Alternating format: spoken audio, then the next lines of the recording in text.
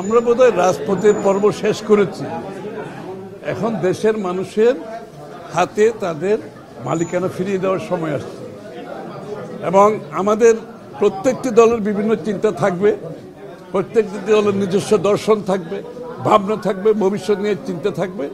এটার একমাত্র পথ হচ্ছে জনগণের কাছে গিয়ে আগামী নির্বাচনে ম্যান্ডেট নিয়ে আপনারা যে যা চান সেটা করতে পারবে। আমাদেরকে তো জনগণের কাছে যেতে হবে, ম্যান্ডেট নিতে হবে, সবাইকে নিতে হবে। সুতরাং জনগণের কাছে না গিয়ে আমরা যে এখানে আবার আগের মতো ওই মানে গণতন্ত্র যদি বলতে বোঝায়, সেটা হচ্ছে গণতন্ত্রের সমর্থন নিয়ে আপনাকে পরিবর্তন করতে হবে।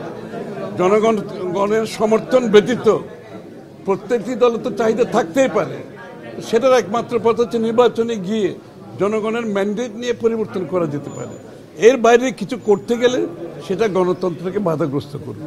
বাংলাদেশের মানুষের বহুদিন পরে মালিকানা ফিরে পাওয়ার যে প্রত্যাশা, ভোটের মাধ্যমে একটা নির্বাচিত সরকার সংসদ গঠন করবে, যেই সরকার সংসদ জনগণকে দায়বদ্ধ থাকবে, সেটা যত বিলম্বিত হবে দেশ তত বেশি বিপদগ্রস্ত হবে। আমি বলছি একটা কথা বারবার, যে সমস্ত আন্দোলনের পরে, বিপ্লবের পরে যেই সমস্ত দেশ যত তাড়াতাড়ি নির্বাচিত সরকারের মাধ্যমে গণতান্ত্রিক প্রক্রিয়ায় ফিরে যেতে পেরেছে, সেই দেশগুলো ভালো করছে।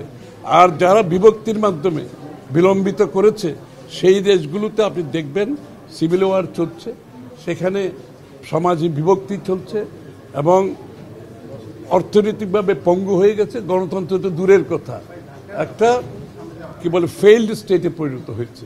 আমরা বাংলাদেশকে সেদিকে নিয়ে যেতে চাই না।